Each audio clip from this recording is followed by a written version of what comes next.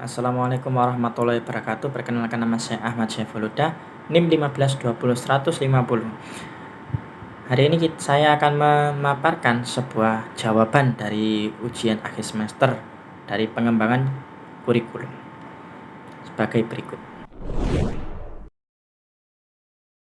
Landasan pengembangan kurikulum. 1. Landasan filosofi atau filsafat dalam pengembangan kurikulum sebagai lembaga pendidikan. 2. Landasan psikologis. Maksudnya adalah faktor-faktor psikologis yang harus dijadikan dasar pertimbangan dalam pengembangan kurikulum.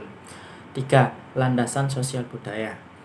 Landasan sosial budaya adalah pentingnya aspek-aspek sosial budaya yang berkembang di masyarakat dijadikan acuan dalam pengembangan kurikulum. 4. Landasan agama.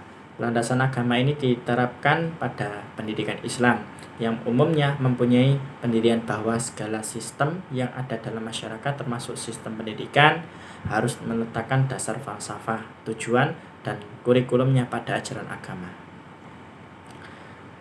Yang kelima, landasan organisatoris.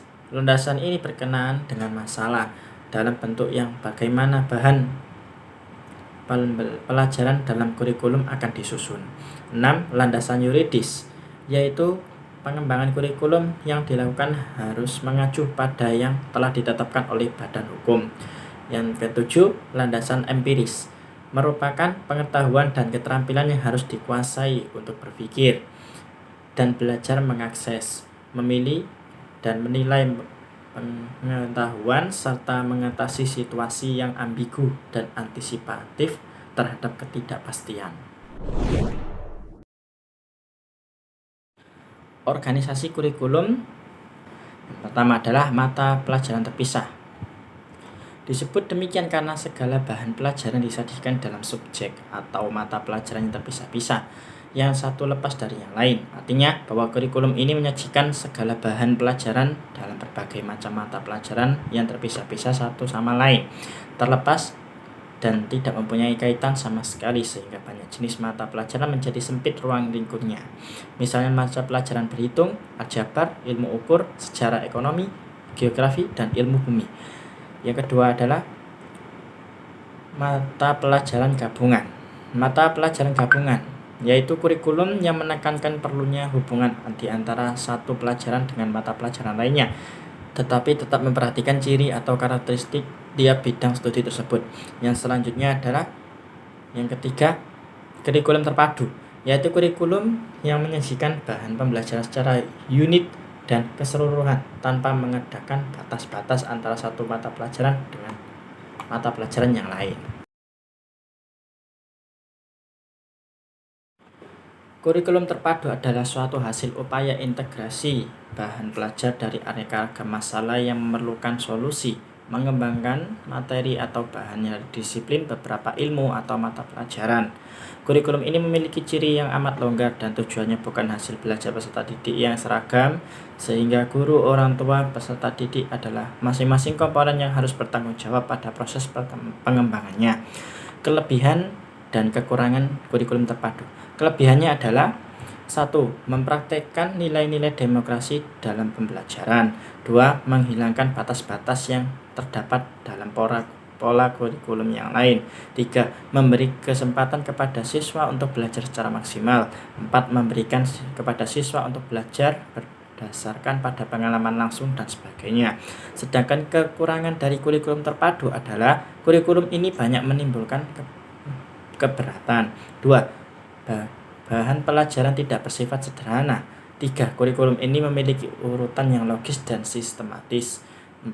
Masyarakat, orang tua, dan siswa belum terbiasa dengan kurikulum ini.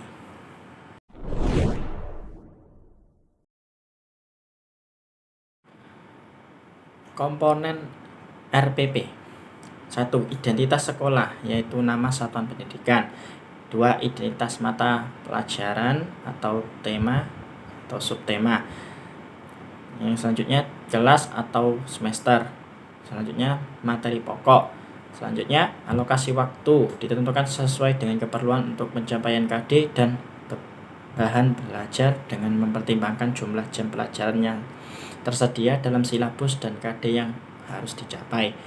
Selanjutnya, tujuan pembelajaran yang dirumuskan berdasarkan KD dengan menggunakan kata kerja operasional yang dapat diamati dan diukur, yang mencakup sikap, pengetahuan, dan keterampilan.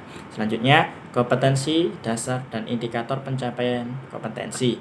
Nah, selanjutnya, materi pembelajaran memuat fakta, konsep, prinsip, dan prosedur yang relevan dan ditulis dalam bentuk butir-butir sesuai dengan rumusan indikator pencapaian kompetensi. Yang selanjutnya, metode pembelajaran digunakan oleh pendidik untuk mewujudkan suasana belajar dan proses pembelajaran agar peserta didik mencapai KD yang disesuaikan dengan karakteristik peserta didik yang akan dicapai. Selanjutnya, media pembelajaran merupakan alat bantu proses pembelajaran untuk menyampaikan materi pembelajaran. Yang selanjutnya, sumber belajar dapat berupa buku, media cetak, dan elektronik alam sekitar, atau sumber belajar lain yang relevan.